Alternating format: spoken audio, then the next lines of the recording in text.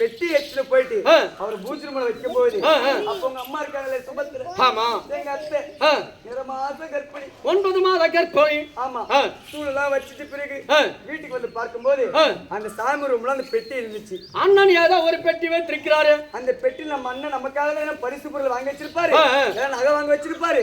அப்படி அந்த பெட்டி திறந்த உடனே என்ன ஆச்சு தெரியுமா? என்ன ஆச்சு? ஐயா பெட்டி ஏற்றி வந்து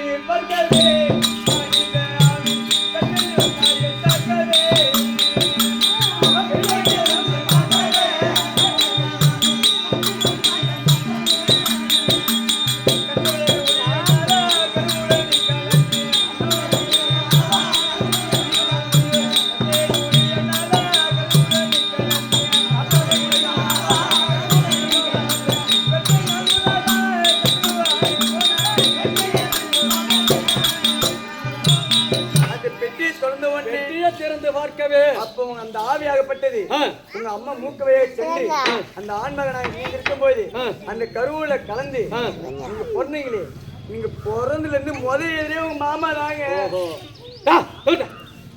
அந்த வக்கரர் அந்த சூர்நாயகப்பட்ட ஆவியானதை பெட்டி குளிய மணிந்து விட்டது. அப்படி மனிதனது போது அதை கொண்டு வைத்திருக்கும் போது என் தாயான சுபத்திரை கர்ப்ப காலத்திலே நான் கருவாகி உருவாகி 9 மாத கர்ப்பிணியா இருக்கும் போது பெட்டியை திறந்து பார்க்கும் போது அந்த வக்கரர் அந்த சூரனுடைய ஆவியானது என் தாயினுடைய நாசின் வழியாக சென்று இந்த அந்த கர்ப்பத்திலே கலந்து மீண்டும் நான் அபிமன்னனாக பிறந்திருக்கிறேன். இதெல்லாம் உனக்கு எப்படி தெரியும்? நான் கனவு கேட்டேங்க. எப்படி கண்டேன்?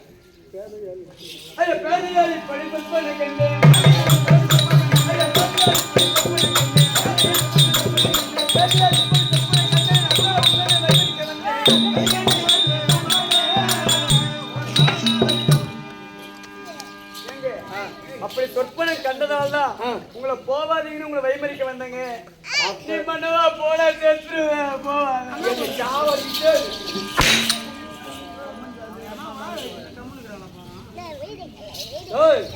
அப்படியே என் மாமனாய பட்டவர் சுற்றியாக என்று கொள்ள நினைத்தாலும்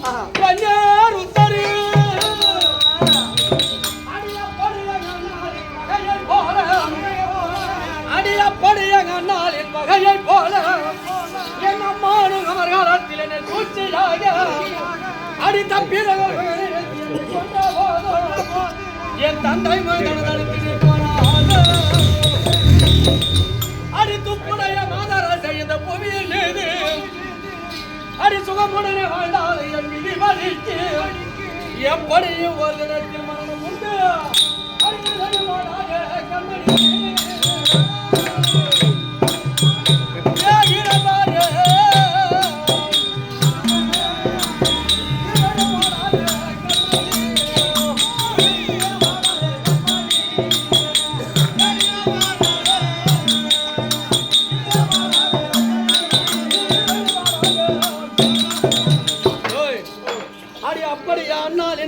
போல என் அம்மா என் அமர்காலத்திலே சூழ்ச்சியாக தப்பி தங்கள் மிக நினைத்து என்னை கொன்ற போதும் என் தந்தை தடுத்தெடுத்து நான் நிற்கணாது அடி துப்புடைய மாதார செய்த புவியின் மீது நான் சுகமுடனே வாழ்ந்தாலும் என் விதிபடிக்கு அதாவது இந்த கர்ம பூமியிலே நான் பிறந்து வளர்ந்து நானும் இன்றைய தினத்திலே என் அம்மானாகிய பட்டவரே என்னை கொல்ல நினைத்த போதிலும் நான் மாடி மேல படுத்து கிடந்தாலும் அந்த பிரம்மதேவனாகியப்பட்டவன் எழுதிய விதியானது பாண்டு விட்டால் நான் கட்டில மெத்த போட்டு அங்க படுத்து வந்து என்னை சுற்றி 1000 பேர்கள் காவல் இருந்தாலும் விதியானது முடிந்து விட்டாக யாராலையும் தடுக்க முடியாது.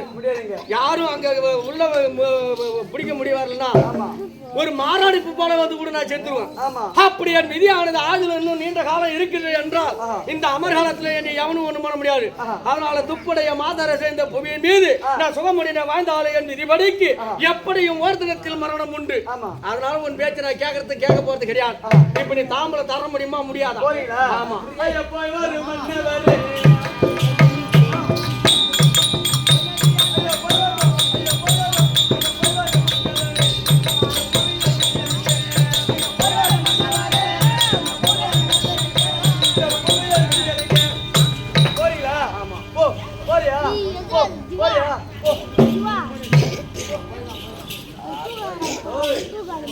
என்னடா தாய்க்கு தாரம் என்று சொல்வார்கள்.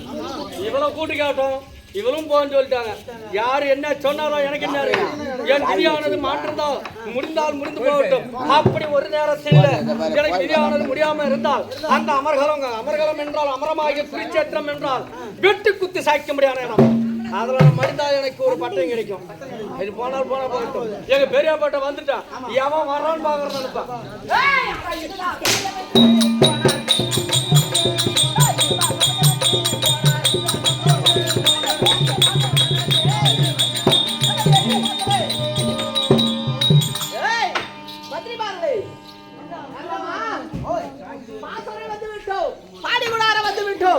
இப்போ தர்மன் உள்ள இருப்பான், போய் பார்க்கணும்.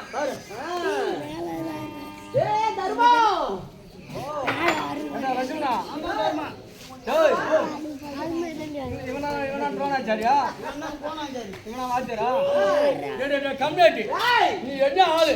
நீ எதுக்கான ஆளுரா?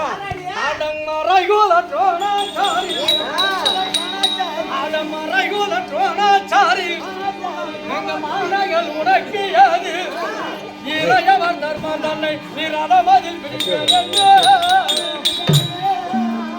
அட உரை செய்தாய் இதற்கு முந்து, அட நீ உரை செய்தாய் இதற்கு முந்து உன்னாலே முடியவில்லை. உரையது வருகும் முன்னே உப்புறமணி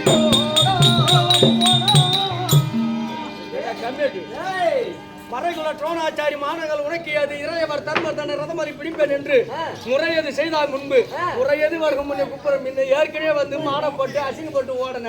இப்ப நீ வந்துருக்கியா? அட கம்மியாச்சு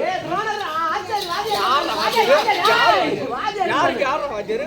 நீ என்ன ஆளு? நீ ஏதாவது ஒழுங்கான ஏற்ற போறதுதான் உனக்கு நல்லி புத்தி வரும்.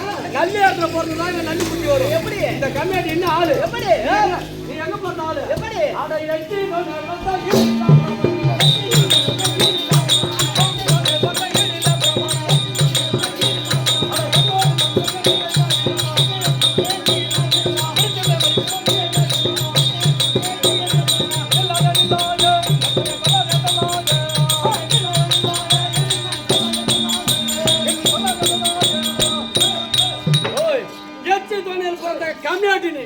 அது மட்டுமா செய்த நன்றியை மறந்த கம்யூனிட்டி என்னமா யார் கூட இருக்கிறா? எப்படி நீ நன்றி என்ன நன்றி மறந்தாடி?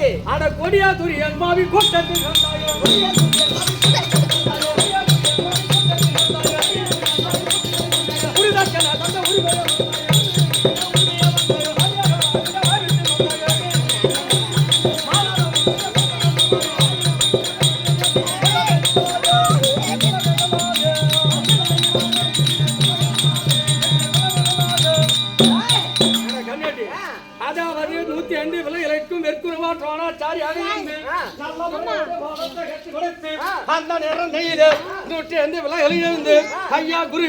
உனக்கு குரு காணிக்க என்ன வேணும் என்று கேட்டேன்.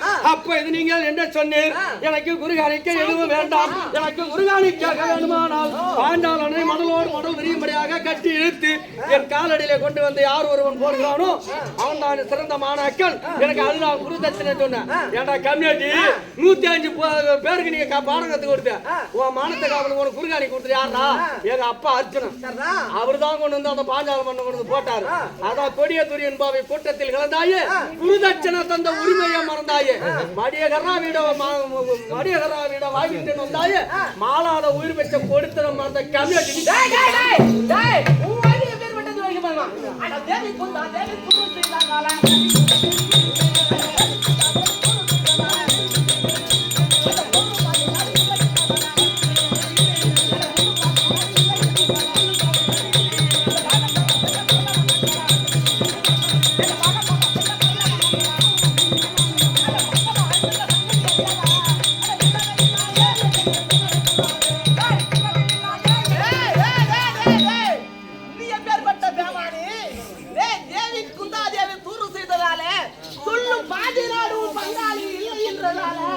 அந்த பாடம் கேட்க போன பரந்தாமன் மண் மேல அந்த பங்கம் அடைஞ்சிட்ட சங்கதி எனக்கு தெரியாதா? நீ இல்லாத என்னடா உன் வீரன் என்கிட்ட சொல்லாது. ஏண்டா கம்மியாட்டி இவன் சொல்றானே ஊரு எங்க ஆயா குந்தாதேவியால பங்காளி பாதி நாடு தர மாட்டான்னு சொல்றியா? பின்ன பங்காளிக்கு சேர வேண்டிய நாட்டை கேட்க மாட்டாங்க. இது நியாயமா நீ தர அதர்மமா? இந்த கம்யூனிட்டி இவன் செய்த மாதிரி நாங்க செய்தோம். அதாவது குருதட்சணை தந்த உரிமை அந்த கம்யூனிட்டி இது நாங்க பாதி நாடு எங்களுக்கு சேர வேண்டிய நாட்டை கேட்க கம்யூனிட்டி இப்ப இப்ப தர்மபுரம் பிடிக்க பாரு. முடியாது. விட மாட்டேன். விட முடியாது. நான் பிடிக்க போறேன். எங்க உள்ள வா பாக்க. பாக்குறியா? ஏய் தர்ம பாக்குறா. ஏய் இருடா. எங்க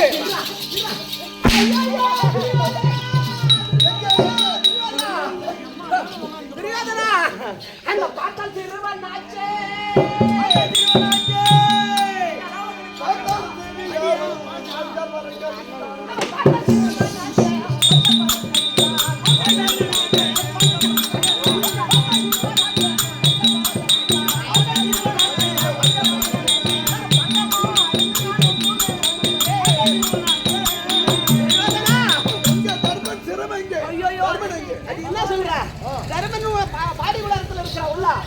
இந்த எவனோ ஒரு பார்த்தால் சிறு பையன் அந்த பையன் பஞ்சா பறக்க நடிக்கிறாரே ஒன்னும் தாங்க முடியவில்லை. அவனை பார்த்தால் நம்மளை கொன்று விடுவான் போல இருக்கிறது. என்ற தினத்தில் அவன் சேனா எத்தனை பேரை நம்ம கூட்டத்தை கொன்று குவித்தார். உன் மகனாக இருக்கிறவனை கொன்று விட்டான். துச்சோதன மகனை கொன்று விட்டான். மற்றும் உள்ள சேனா சந்திகளை கொன்று விட்டான். இவனை பார்த்தா ஒரே நாளையே எல்லாத்தையும் சாவடித்துவான் போல இருக்கிறது. நம்ம சேனா சந்திகளை ஒன்றை கூட்டு இவனை சாவடிக்கலாம். இவனை விட்டா உங்க பாரதம் இன்றோடு பிடித்து விடும். அப்படியானா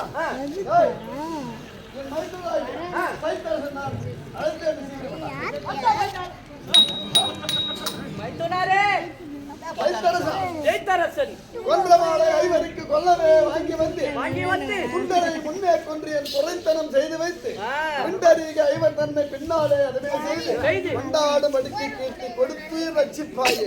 அதாவது பரமனிடத்தில் பீமனை கொல்வதற்காக சரக்கொன்ற மாலை வரப்பிரசாதம் அந்த சரக்கொன்ற மாலையால்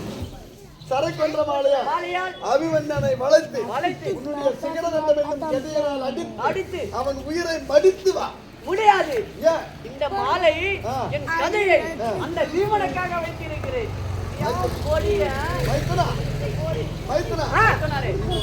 சொல்றேன்னா 60,000 மைந்தர்களையும் கொன்று என் மகனாகிய லட்சுமணகுமாரன் துச்சாதன மகன் எல்லாரையும் கொன்று துரோணாச்சாரியை புறமுதுகட்டோடிபடி செய்து விட்டான்.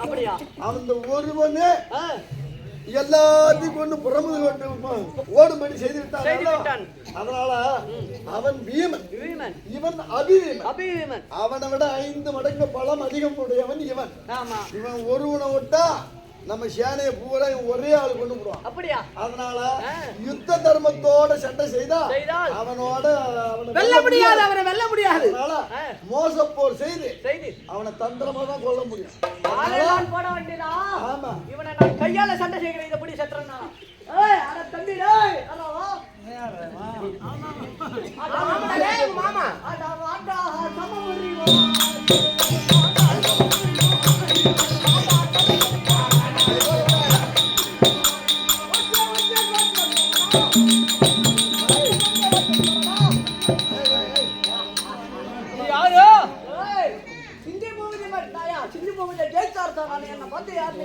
எங்க அத்தா திருச்சடைக்கு கணவரா இருக்கும் சைத்தரசன் சண்டி வந்தீரா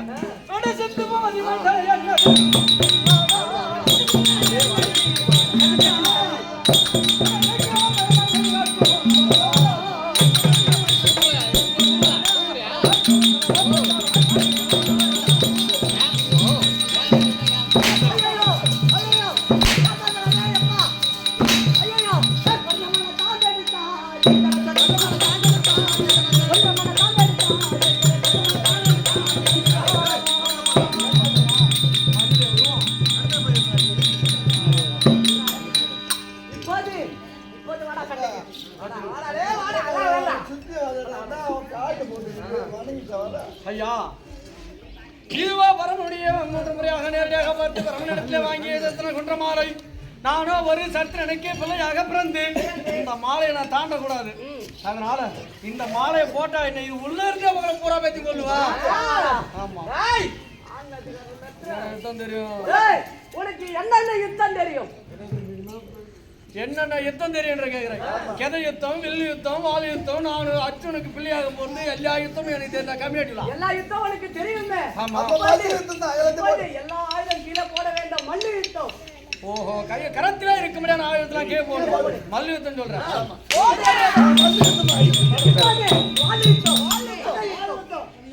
அடே ராஜாதி ராஜாக்களே, மன்னாதி மன்னர்களே, மகுடாமணி வேந்தர்களே, அதாவது என்னிடத்திலே மல்லு யுத்தம் என்று சொல்லி என் கரத்திலே ஒரு ஆயுதம் இல்லாதபடிக்கு செய்து நானோ நிராயுதபாணியாக நின்று கொண்டிருக்கும் போது இப்போது வால் யுத்தம் என்று சொல்கிறாய். ஐயா, நீங்கள் தானே 105 பிள்ளைகளுக்கு வெற்குரு டொனாச்சாரி ஒரு ஆயுதம் இருந்தாலே எப்படி பரவுது காட்டுற மாதிரி அடிச்சா? உனக்கு நான் தர மாட்டேன்.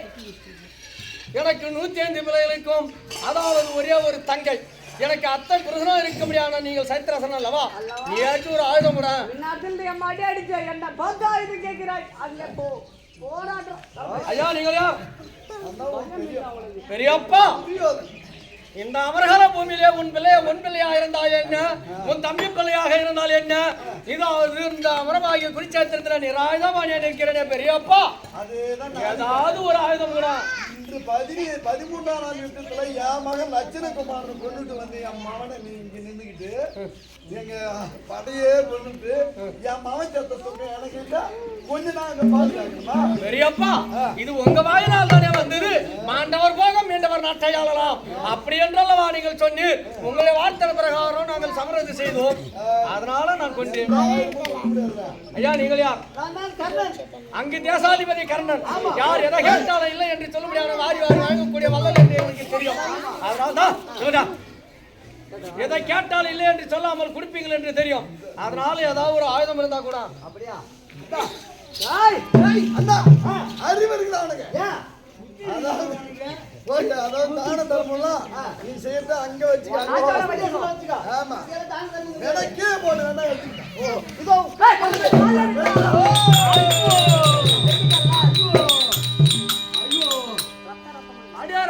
ராஜாக்களே, மன்னாதி மன்னர்களே, மகட முடி வேந்தர்களே, அவனுடைய ஒரு கரத்தை துண்டித்தோம். அவன் என்ன செய்ய போறான் தருவீங்க? அதாவது என் தந்தை குலத்தை வெஞ்சம் இருக்கிறது. அதை நான் ஊதிவிட்டு அதற்கப்புறம் பார்க்கிறேன். இப்போது நான் தங்கையா ஊதிவிட்டேன். ஆனால் ஒரு கரம் போயிட்டு நீங்க எல்லாம் துணிச்சலா இருக்கீங்களா? இந்த ஒரு கரம் போனாலும் உங்களை விட்டு விடுவனா? இந்த ஒரு கரம் போனாலும் போகட்டும். என் ஒரு கரம் இருக்குது.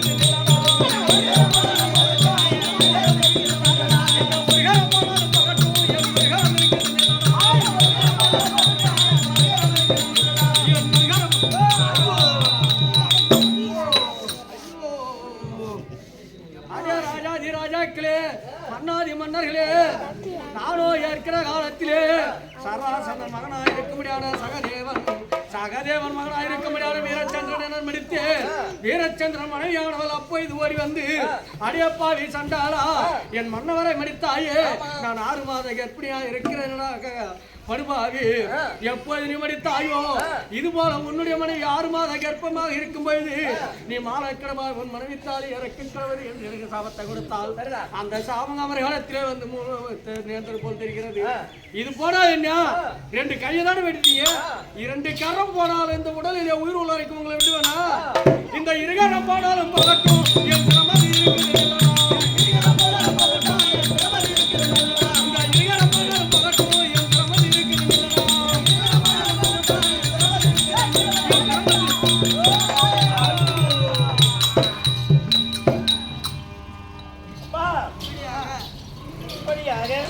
குருட்சேத்திர பூமியில அபிமன்யன் மடிந்து விடவும் அர்ஜுனன் பார்த்து என் மகனை யார் கொன்றானோ நாளை நடக்கக்கூடிய 14ஆம் நாள் யுத்தத்திலே கதிரோன் என்று சொல்லக்கூடிய சூரியன் கீழ் திசையில் உதயமாகி மேல் திசையில் மறைவதற்குள்ளாக அவனை நான் கொல்லவில்லை என்றால் நான் தீயை இட்டு அதிலே இறங்கி விடுவேன் என்று சபதம் முடித்து 13ஆம் நாள் அமர் பேரவார அபிமன்னன் யுத்தம் நாடகம் இத்தோட முற்றி பெற்றது.